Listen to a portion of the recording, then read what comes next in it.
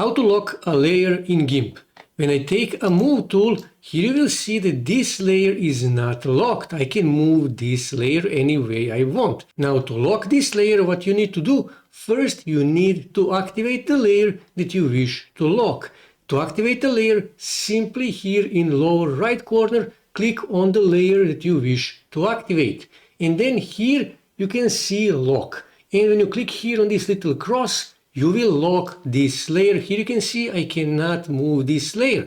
To unlock this layer, you can simply click on this cross again and you will unlock this layer. You can move this layer again. Alternatively, you can double click here on this layer and then here you see more options: linked, lock pixels, lock position, lock alpha. And when you click here, lock position and size, click here on OK.